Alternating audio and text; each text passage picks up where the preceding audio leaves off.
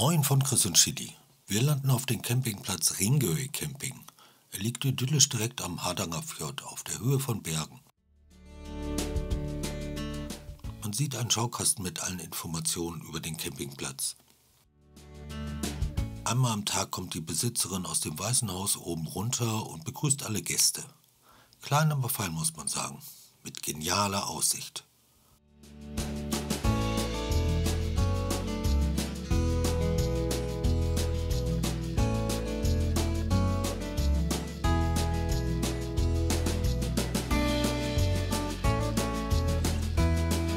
Das kleine Sanitärhaus macht von außen einen, sagen wir mal, einfachen Eindruck.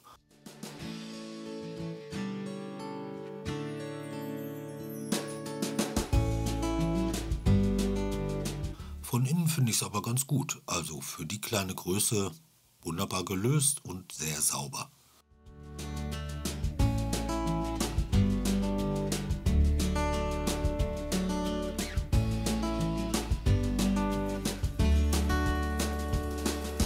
Draußen ist unter freiem Himmel ein Spülbecken und der Abfall steht da. Also es ist an alles gedacht und ja, man kann einfach die Gegend genießen.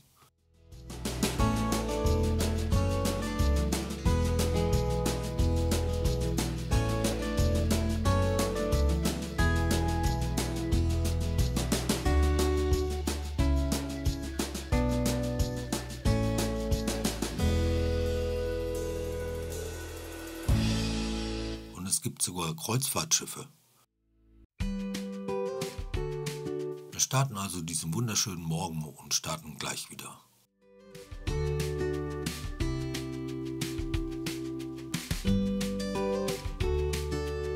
Die Straßen sind recht eng, aber es geht. Und da kommen wir an den Rastplatz Espenes. Das ist ein ganz neuer Rastplatz mit so einer komischen, Installation. Aber man hat einen wunderbaren Blick über den Sørfjord und die umliegenden Berge.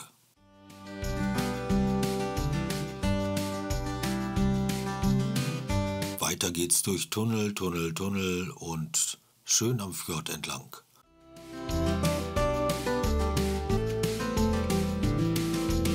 Kleine wunderbare Seen und wir fahren weiter bei bestem Wetter.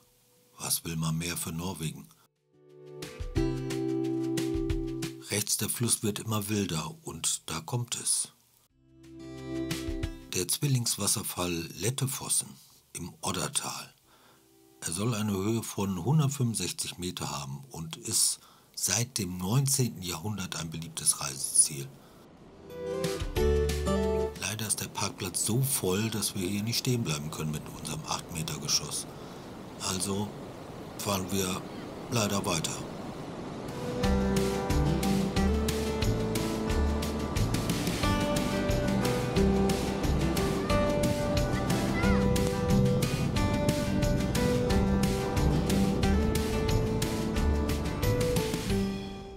Eine ganze Weile geradeaus und dann biegen wir rechts ab. Da soll es noch einen sehr interessanten Wasserfall geben. Und da sieht man ihn auch schon. Es ist der super berühmte Langfoss-Wasserfall. Ungefähr 600 Meter hoch. Unglaublich.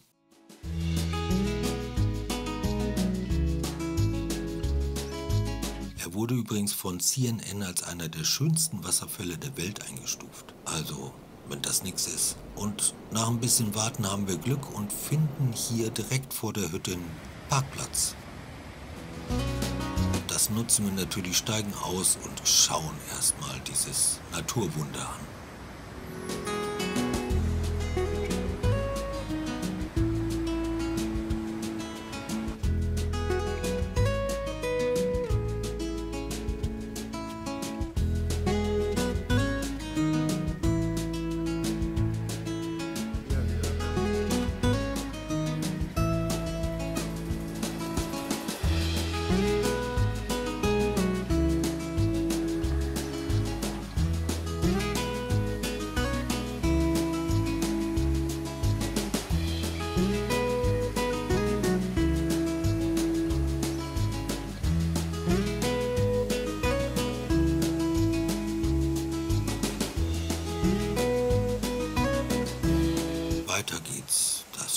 Tal verlassen wir und fahren weiter Richtung Küste.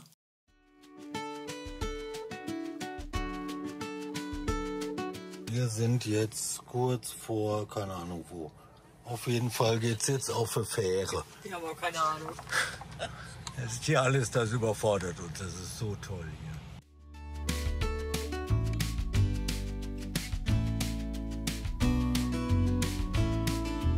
Toll bei diesem Wetter.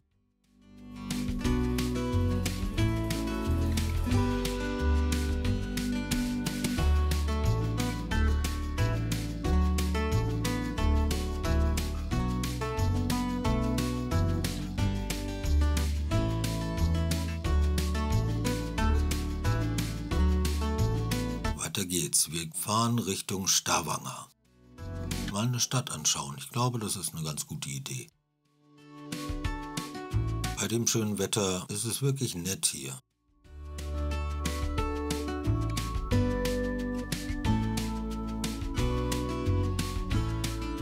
Wir schlendern ein bisschen durch die Altstadt, gucken uns den Hafen an und natürlich gibt es ein bisschen was zu essen.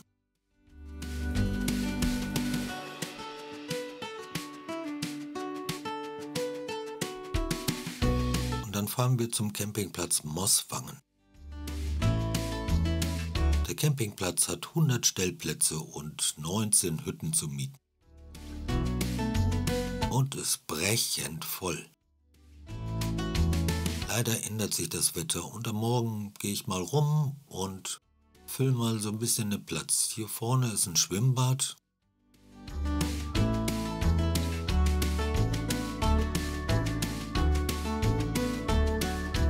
Aber wie man sieht, brechend voll. Da ist die Rezeption und das Sanitärhaus. Schauen wir doch mal rein. Ja, mit Trockner und Waschmaschine, sehr groß, sehr komfortabel und vor allen Dingen super sauber. Bei den Männern sieht man dann die Hinweise für Toiletten und Duschen, wo man hingehen muss. Sieht gut aus, also kann man empfehlen. Bisschen später am Morgen will ich dann mal Brötchen holen.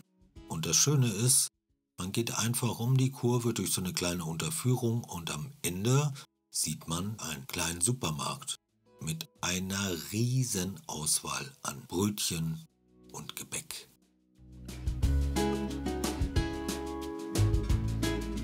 Trotz des Regens schwingen wir uns auf die Fahrräder und fahren nochmal nach Stavanger rein.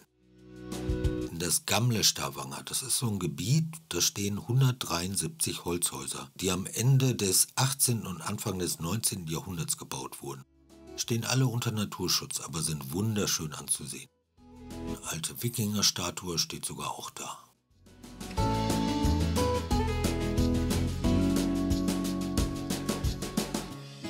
Hier noch ein alter Turm. Ich konnte leider nicht rausfinden, was es genau war, aber ja, sieht gut aus. Macht auch im Regen Spaß. Da ist schon wieder ein Kreuzfahrtschiff. Also hier ist was los. Aber jetzt geht's erstmal zum Wikinghaus. Da kann man mit einer VR-Brille die Geschichte der Wikinger erfahren. Sehr interessant. Wir sind die einzigen Gäste und gucken uns das an und machen nachher noch ein schönes Foto. Wikinger wie wir. Jetzt wird's langsam Zeit und wir starten mal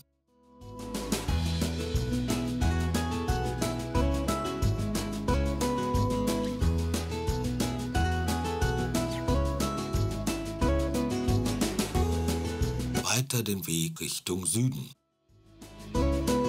Hier ist ganz gut was los mit An- und Abreise. Man muss halt Geduld haben, aber dann geht's. Woran ich gerade denken muss, bei unserem gestrigen Besuch in dem Wikinghaus haben wir erfahren, dass Wikingerhelme praktisch sein muss. Und die Geschichte, dass Wikingerhelme immer Hörner haben, ist Quatsch. Das ist so ein Phänomen aus der Neuzeit. Also wusste ich auch nicht, aber macht absolut Sinn.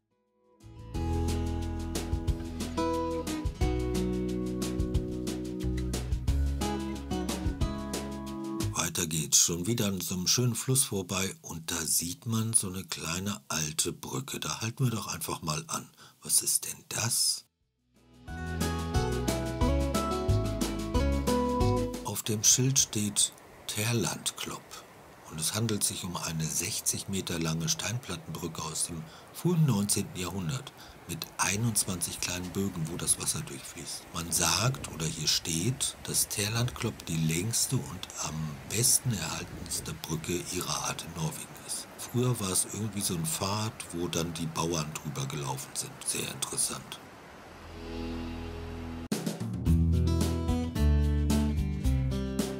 Schön durch die Natur, manchmal enge Straßen, aber es macht Spaß zu fahren. Und weiter geht's. Und wie wir so fahren, sehen wir auf einmal eine riesen Stromschnelle. Oh, da halten wir aber nochmal. Ja.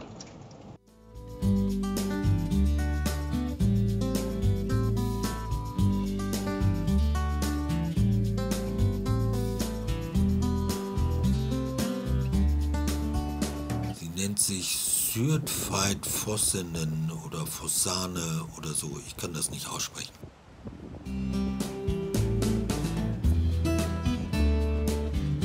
Aber es ist absolut beeindruckend, gigantisch und auf jeden Fall ein Halt wert. Guckt euch das an. Man kann da schön über einen langen Steinpfad sozusagen in die Stromschnelle reingehen. Nicht ganz einfach wegen der ganzen Felsbrocken, die einfach aufeinander getürmt sind, aber es lohnt sich auf jeden Fall.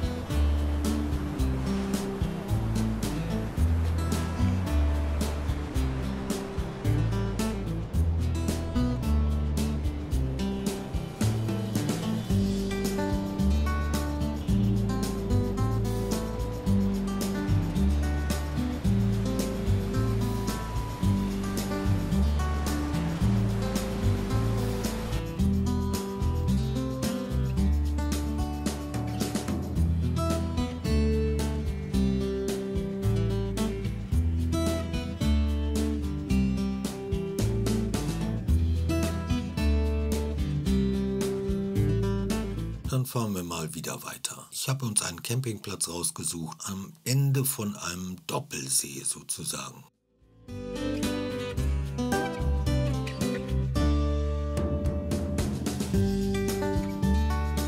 Wir fahren also den ersten See entlang, in der Mitte rüber auf die andere Seite und dann ganz am Ende sozusagen. Der Steulen-Camping. Ein sehr schöner Platz. Sieht nagelneu aus, hier vorne kann man sich anmelden und das Geld hinterlegen, weil der Besitzer ist nicht immer da. Und freie Platzwahl, also gucken wir mal. Schön ans Wasser am besten. Ah, unsere geliebte Holzbank, jawohl.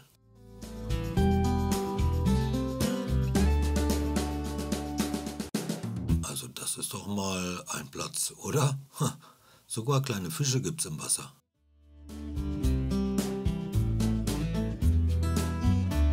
Da vorne ist die Rezeption und hier ist das Sanitärhaus. Massig Platz. Und gar nicht voll. Also so viel Platz drumherum hatten wir noch nie.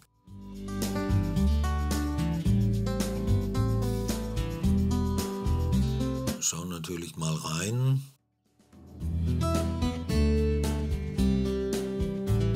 Auf der rechten Seite 3 Waschbecken. Sehr edel, also sehr schön gemacht, sehr sauber. Da hinten ist noch ein Waschbecken, das dürften die Toiletten sein.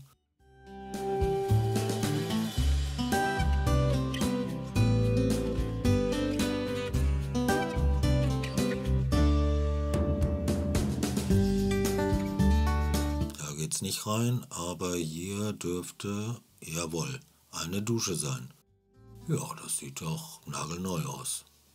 Respekt. Könnte natürlich ein bisschen wenig sein. Aber wie der Besitzer sagt, es wird alles noch ausgebaut, also es kommt noch mehr dazu. Und als wir so mit dem Fahrrad durch die Gegend fahren, sehen wir dann noch einen Wasserfall. Das soll der Reyers Fossen Wasserfall sein. ungefähr 180 Meter hoch. Ist wohl hier auch so eine Touristenattraktion. Das ist ein Bauernhaus aus dem 16. Jahrhundert. Ha, Hammer. Das Schöne ist, auf dem Campingplatz kann man sich auch Kanus leihen. Das machen wir natürlich und erkunden mal so ein bisschen den See.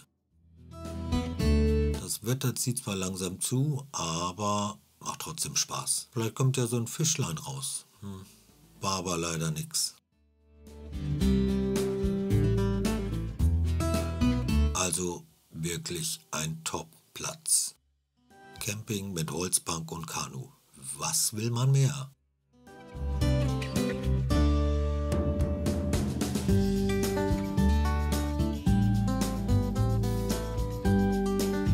Tja, wir müssen uns leider verabschieden, weil die Fähre wartet. Wir müssen nach Larvik.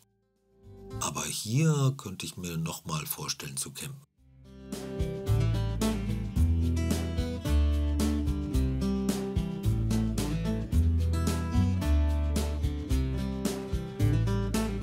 Ja, und so geht's direkt nach Larvik, an schönen Seen vorbei, an den schönen roten Holzhäusern und quer durch Wälder und Hügellandschaften.